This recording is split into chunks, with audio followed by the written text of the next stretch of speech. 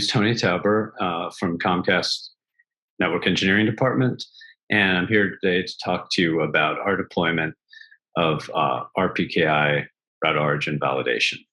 So here's what we'll be going over today. Spend quite a bit of time on the background of our decisions related to Route Origin Validation, and then dig into some more details about validating and publishing ROAS. So, when thinking about BGP security risks, what are they? It's been talked about quite a bit. The biggest one is misconfiguration, people fat fingering or doing typos in their configurations that are caused either misoriginations, aka hijacks. But if it's just a naive mistake, I wouldn't necessarily call it a hijack. But then there are also malicious actors out there. Can't discount that totally. And what are the risks that traffic doesn't go to the wrong place, doesn't go to the right place, or even actually goes to the wrong place? Enter RPKI Route Origin Validation, or ROV. So what are these acronyms? So RPKI, that stands for Resource Public Key Infrastructure. That's the system that makes these things possible. ROA, and we'll dig more into that.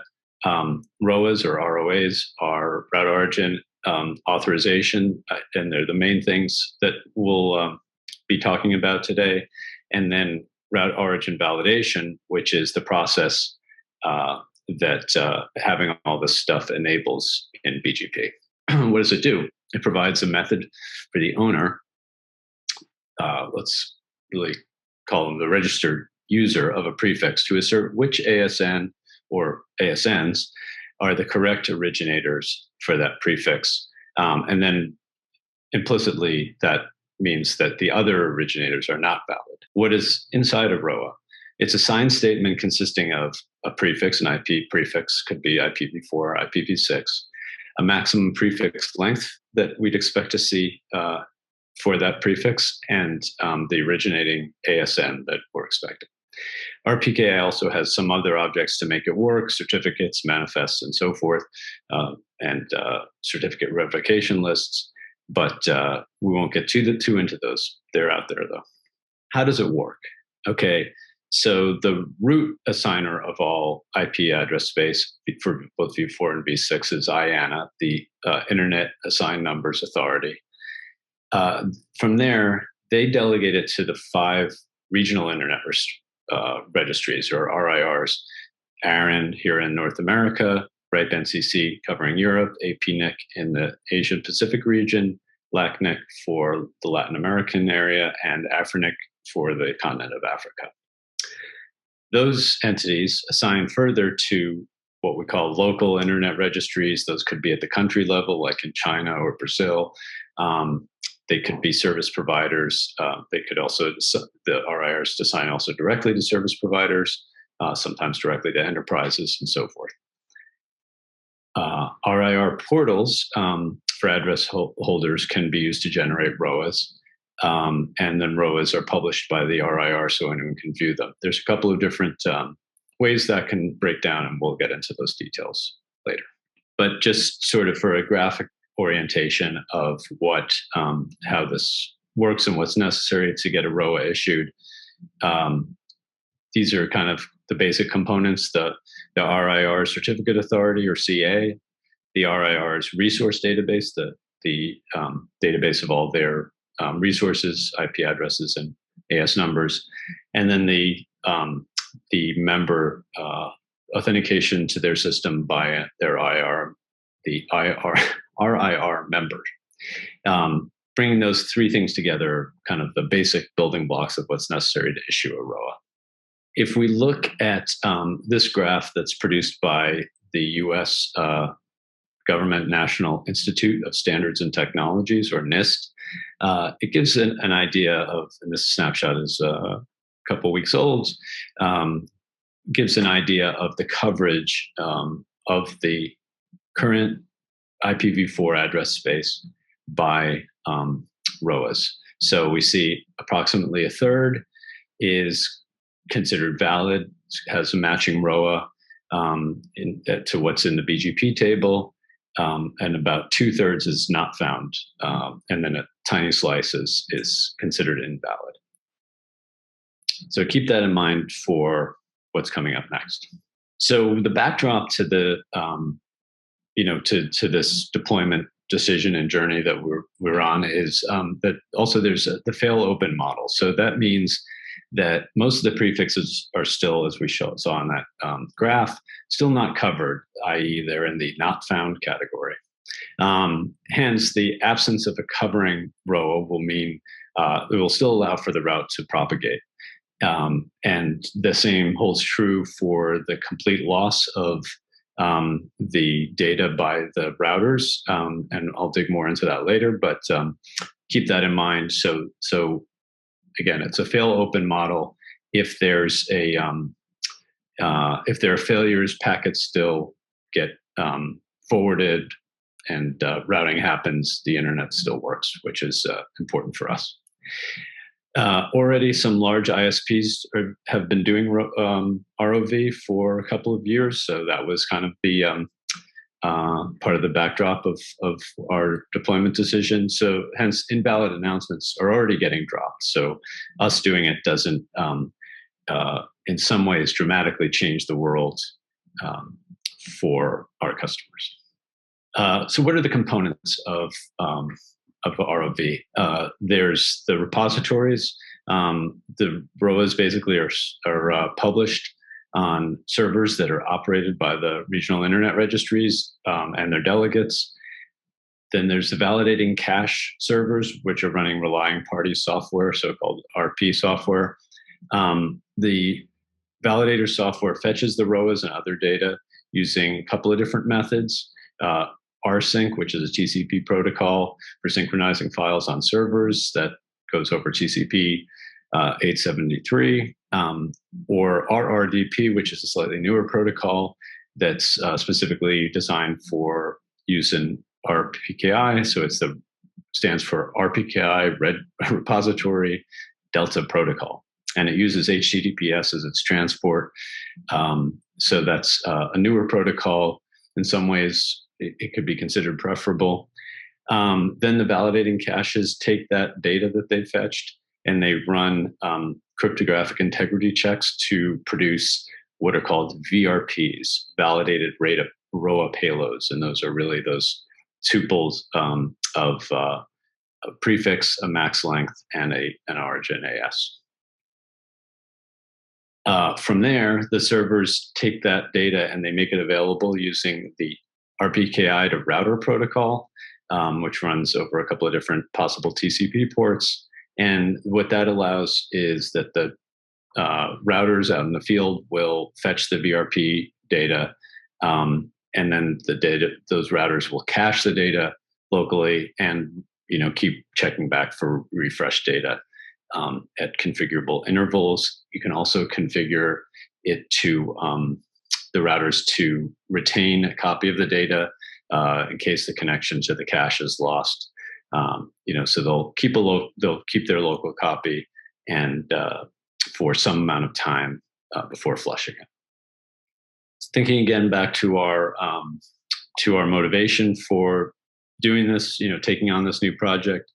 Okay, there's a low barrier of entry. That's kind of nice. There's no new gear because it's just using features on existing routers, and then just needing a few virtual machines running freely available open source software. So it's pretty cheap to implement. No big expenditures. There's a risk of doing nothing. So if we don't embark on this whole journey, we could be vulnerable to misorigination by others of our prefix space. That's not good for our customers. There's risks of doing something. We could do it wrong. We could introduce some collateral damage. There's increased complexity, and there's new troubleshooting, new things to consider when troubleshooting. So those all figure in. Given all these, presenting it to management to get their buy-in is important. I can't just say, wow, there's this new cool technology. We should just do it because it's going to be awesome. And, just take my word for it because something goes wrong. it's going to end up being whose idea was it to implement this new thing, and that's not where I wanted to be. So you gradually over time getting more awareness, and this took a couple of years generally to kind of keep briefing them on this new technology. Things come up in the trade press about different routing security incidents, and that kind of helps make the case of why this might be something to take up. So when thinking about RPKI, there's two parts that I call, I like to break it into reading and writing. And on the reading side, there's validating, and then on the writing side, there's publishing. And so thinking about it, there's the validation of ROAS, and then the publishing of ROAS about our own address space. So when breaking down the problem and thinking through how we're going to undertake this thing, that helps me think about it, and you can really do one without the other. It's not necessary to do them together, and you can do one and not the other ever. You could do them in any order. It's not they're not linked per se when you're thinking about RPKI implementation for your organization. But when thinking about it, the whole plan needed to work incrementally as possible. Can't sort of do it all at once, turn it on globally. And we also needed to have a backup plan of every step and sub-step of the overall project. So this kind of helped me think through the what was needed. So on the publishing side, we decided to, there's two different options, which I'll go into more. But in one case, the hosted model, the RIR, publishes the data that members enter in their portal. For instance, with Aaron, they call it Aaron Online. And then there's the delegated model, which means that the RIR delegates to a local internet registry or other entity, who then has to run their own certificate authority and publication point servers. And then there's the validating side, which is I'll get more deeply into in subsequent slides. Breaking it down a drop further, when we want to think about route origin validation, that's the high-level plan. Okay, we're going to do the reading using published ROAS, and what that means on the ground is add an inbound route policy to drop what we hear from external BGP neighbors. In our inbound policy, we added it after dropping the so-called bogons, the reserved address space and so forth. We did a field trial with a subset of interconnection partners starting in August 2020, and kept rolling that out through the remainder of 2020 and into early 2021. On the writing side, publishing ROAS for our own address space, we started with a small number of prefixes and gradually expanded. That was mostly done in early 2021. Okay, so what's our deployment environment? We've got Cisco and Juniper edge routers, so we could roll out incrementally. And then for publication, we've got 100 odd prefixes, something over 100, less than 200. And those are spread over 24 internal ASNs, and really have thousands of more specifics BGP announcements when you get down to it. So that was kind of the backdrop of the whole project.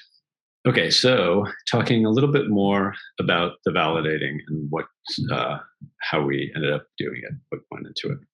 So again, it's easier to do with small risk because it fails open, as I talked about. If there's no ROA, the BGP route is accepted, traffic keeps flowing, and so forth. What we wanted to do was apply it only to external eBGP sessions, not on sessions among our different regional ASs, for instance, even though those run eBGP between them. We're not going to do it on IBGP because I can't think of a way that that would even make sense. And something to think about is we carry many more specifics internally. That's probably true of a lot of networks, including ones that are originated from private ASs, which don't get seen by the outside world. So, there are ways that maybe you could undertake to do this, but for us, it didn't make sense to bother with all that. The configuration ends up being per router and per neighbor. So as we were rolling out incrementally, it was easier to see if something goes wrong and to back it out if necessary. So it was kind of like a one step at a time. Crawl, walk, run. Sometimes people describe it that way. Process for us. Now, pairwise coordination with all the different neighbors that we have is not the goal, but we wanted to notify them. So, right, it's not necessarily like you have to tell somebody, okay, get your BGP person on the phone at such and such an hour, and we'll get our people and we'll deploy the configs, and doing that would really be a very time-consuming coordination process, and really we didn't think of that as necessary, especially given that a number of the other networks had already enabled it on their side. An important key component of all this is the validating cache relying party software, or RP software. So the way that I kind of thought about this was, after considering for a while, okay, what are the necessary properties? We want to have geographic diversity. So we'll deploy it to two different data centers in case one of those has an outage.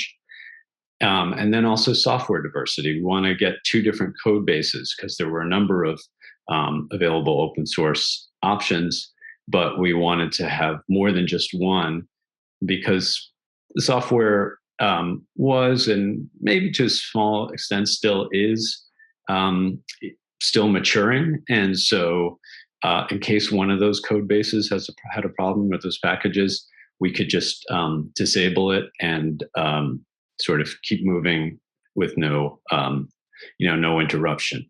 So our initial choices for this were, for the software itself, were the RIPE RPKI Validator version 3, which was written by RIPE NCC in Java.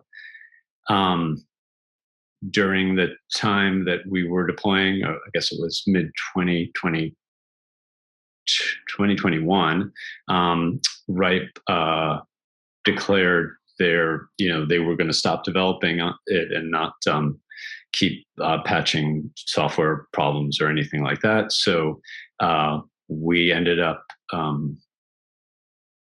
switching over to use a different package called RPKI client that has a web wrapper, and then another sort of separate component for the RTR servers that's called stay RTR. So, and then the other package we used was Routenator, which comes from NLMet Labs, and it's written in the Rust programming language, and that's kind of an all-in-one validator and RTR server. So again, RPKI client does the validation, stay RTR does the RTR part. But we have these two packages, and hence each router would have 4 different RTR servers configured. For our situation, we were able to find a home for managing those servers and the software with our DNS staff, because organizationally that made sense for us. They were in the same network engineering organization. They had experience with managing servers and software with high availability. So it made sense for us. The networking department itself, the sort of classical, router jockeys, we manage routers, not so much servers. All these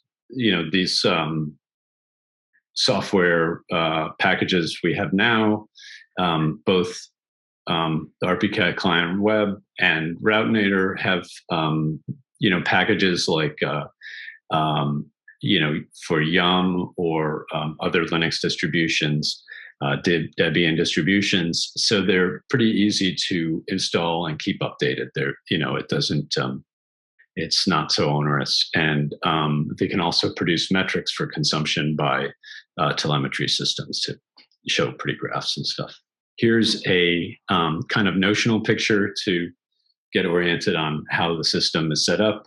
On the left and right, we've got a pair of validators, and call them the East and West data center. At the top of the picture, showing a bunch of different repositories that exist out on the internet. So those validating cache servers fetch data from the repositories using rsync and or RRDP, and then they do their processing. And then at the bottom of the picture, they make inside the backbone, they make or the network, they make the resulting data available to the routers, the PE provider edge routers, via the RPKI router protocol. So that's just kind of gets you oriented on the data flow. What about bugs? Okay, ROV has some bugs. Juniper and Cisco both had some, just worked with our support folks to get the recommended versions. The RP's relying party software also had some bugs, mostly bound checking and so forth. As fixed packages were released, we installed those. So no big deal. All right, let's just get into the last part, which is the publishing of the ROAS for our address space. Two different models, right? There's the hosted model I kind of alluded to before. That's via the registry portals. There's varying degrees of ease and integration with using those. For example, some of the RIRs make it easy to take a look at the global BGP table, look at the matching for your address space, look at those BGP announcements, and just say publish ROAs that match that, assuming that those are all correct. There's also APIs available. For instance, Aaron had Rich Compton from Charter Communications published a script called that makes use of the Aaron API, and it's not really that polished, but it was very helpful for us, and really wouldn't have been possible given what we had to do without that. So much appreciation. Then there's the delegated model. In that case, the address issuing authority delegates to the users. In our case, RIRs, but you could be more layers down, below, say, a country level registry or so forth. And then that authority issues you a certificate, which is used to then sign ROAs and other things. And then that also hosts a record with a URL to the publication point where to fetch all the stuff. So there's two different software packages that can be used for running your CA and publishing, Krill from NLNet Labs, and then one called RPKI.net from Dragon Labs. Something to keep in mind is that publication point to fetch all those ROAs by all the validating caches out on the internet needs to be globally reachable. And there's some slides here that someone else made that might help one think. They're a couple of years old, but they might help you think through whether or not you want to run your own certificate authority. So when we thought about it, okay, hosted versus delegated. Delegated has extra servers and software. Availability is a little bit unknown. And if we go with the hosted, we have less of these risks. So we share fate with all the other people, say using Aaron, but we might consider it at a later date. There's also some IRRs starting to offer what's called a hybrid model, where the CA is run by the delegated entity, but the publication point is hosted elsewhere. And that might be an appealing way to go at some future point. So when we think about publishing and creating our ROAs, there's potentially larger risks, like it can create connectivity issues if we do something wrong and something goes unreachable temporarily. It can take time to back out or correct the situation because the ROAs, if you want to issue a corrected ROA or remove a ROA, it takes minutes or hours. So I wanted to make sure to do it carefully. And our situation again was something about 100 plus address blocks. Almost all of those were from Aaron, a few from other RIRs, but they're all over these 20 odd different ASs. Our backbone, our regional ASs, our data centers, our enterprise networks. So issuing a ROA for the largest blocks makes all the ROAs underneath invalid. So it's important to keep in mind. Unless there's a more specific matching ROA already, it's going to create a reachability problem for a whole bunch of your networks. So our approach was to gradually roll out, sign a few non-intrusive prefixes, start at the bottom with the more specific prefixes, gradually fill those in before issuing ROAs for those top level largest blocks. It ended up being several thousand ROAs. Mostly of those were IPv6 because even though there's fewer top level blocks, there's so much more fragmentation you could do potentially with those. But luckily, it ended up being a success with no real issues caused. And that's all I have to say. So my name's Tony Tauber again. If you want to reach me, I'm not going to put my email, but it's my first name _ my last name, Comcast.com. So don't want to get more spam from robots.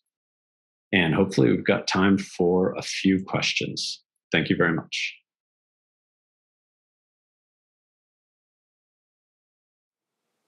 Hi, Tony. Hello. Tony is joining us from Boston. Is that correct? Yeah. Excellent. Okay. We have one online question right now. Oh, got 2 and 3. First one is from Dylan. You mentioned you hit bugs in the validating software and the 2 noses you've deployed. Did any of those bugs result in making a valid or unknown prefix invalid? What was the impact? Right. The bugs in the validator software actually weren't things that we saw. It was more like things that were reported or found by developers or other people. So I didn't have any. We didn't have any issues with things becoming improperly valid or so forth. That wasn't actually a problem that we had. So luckily, yes. Lucky for us. We have one from the floor here. Hi, Chris Woodfield with Twitter. This may have been covered in Doug's talk, but in case it wasn't, the invalid prefixes, the ones that are being invalidated and you are dropping, have you had a chance to take a look at the nature of those and find out if those are simple misconfigurations or if there's actual malicious advertisements going on there? Frankly, no, we haven't bothered to dig into it too deeply that way. I guess, that stuff might come up, but I mean, in the realm of BGP, debugging people's BGP announcements on the internet, I found that you could really spend a lot of time doing that if you want to try and debug everything that's going on in the world, and why it's happening and who to get in touch with about it. Unfortunately, it's too many other things to do. All right, thank you. All right, we have some more online questions. This comes from Tony Lee. Why would an otherwise responsible AS intentionally inject a whole lot of invalid prefixes?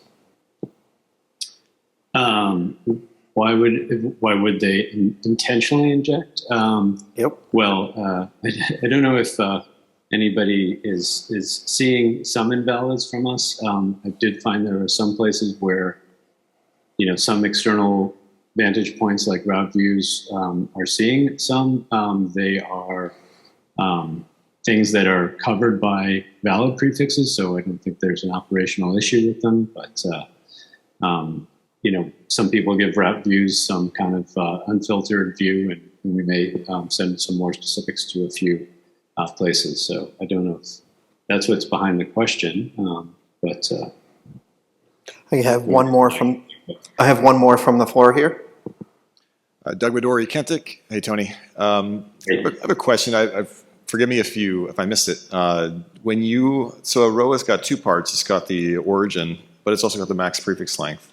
right. So do you have a strategy around max prefix length? Because I feel like there's been a couple of instances in the past, notably in my mind, the Verizon Allegheny Cloudflare leak, June 2019, where had Verizon been filtering based on max prefix length, that would have saved Cloudflare in that case. But also the lesson learned is that your max prefix length needs to be an exact match, otherwise the route optimizer could inject some more specifics. Right. Do you guys do that? Do you guys exact match, or how do you handle that? Yeah, thanks for the question. We take the advice to just make our ROAS an exact match for the prefix that we intend to advertise. Right, so people have talked about, what if I want to, send a bunch of more specifics at some later date, but I'm not sure. I mean, luckily there's automation to take care of that. So if you are doing it as part of some plan, it doesn't take too long to generate and inject the ROAS. I mean, it does take a little while for them to propagate, like I said, on the order of some minutes to hours. But it's not worth the risk, as you suggest. If some malicious actor comes along or unintentional thing with a route optimizer injects a bunch of more specifics underneath your larger announcement, those get those show up as valid to people. I mean, obviously the origin AS has to match, but those show up as valid, and people can, traffic will get misdirected to the wrong place, and that's obviously not what we want. So that's what our approach has been, to do it exactly. But in short, the engineering overhead or the cost, you can solve it through automation, because I think that's been a pushback. I've kind of argued that you really need to do an exact match, otherwise you're going to get a route optimizer mess with you. Then the pushback is, all right, well now you've limited your engineering ability, because now you've got to keep not just routing and state, you got to update all the ROAs every time you change routing. These things have to be identical, but you're saying this is solvable through automation. I think so, yeah. Great. Thank you, Doug. I got two more online questions. Matt Peacock says, "Thank you for the talk, Tony. It sounds like you began dropping invalids from peers before you generated and signed ROAS for your own prefixes. Can you talk a moment about what drove the decision to start filtering others before first getting your own house (prefixes) in order with ROAS?" Yeah, good question. I mean, I definitely thought about this for a while, and had that kind of, thought about it in those sort of ethical, in those ethical terms that you are using, similar type of terms. And I don't think of it that way, I think for me, a real breakthrough was, as I kind of tried to drive home in the talk, is that the two things aren't related. People can say, cast it that way, but it's not required. I mean, I know of at least one sizable network that has, ROV, no ROAs, whatever, life goes on. I think it's useful for them, and it does create a level of protection for the internet. So that's the ultimate goal. I don't think it's necessarily like making some kind of statement about your virtuous behavior necessarily, but the ultimate goal is better, more stable internet for all of us. One last question here from Andrew Smith. Did you use Aaron's OT&E environment for testing, publishing ROAS, or did you jump straight into production? When publishing ROAS, did you employ any kind of sanity check to make sure that the ROAS you were creating didn't contradict your currently advertised routes? Yeah, so I did a tiny bit of experimentation with the OT&E environment. Didn't end up, testing sort of everything with it, but it did help with getting a bit of comfort to, use the script that I mentioned to publish a ROA, make sure that I could see it in my validator. Also, if you want to use that environment, you can add a trust anchor for it to your validator software so that you can pull in the information from the OT&E environment. That's a test bed, an Aaron test bed. I guess I should have backed up to say Aaron has a test bed, OT&E. I can't remember what it stands for, but online testing and evaluation or something like that. And so, yeah, I did do a little bit with that to get a sort of sense of comfort with it and understanding what the different pieces were and that I could sort of control them. And then as far as sanity checking to make sure I weren't contradicting my advertised routes, yeah, did do that, but it didn't involve, I'm trying to think, how did I do it? I mean, looking at different external vantage points, be it route views, RIPE, Hurricane Electric's BGP viewing infrastructure is pretty useful. It's not foolproof, but those kind of things.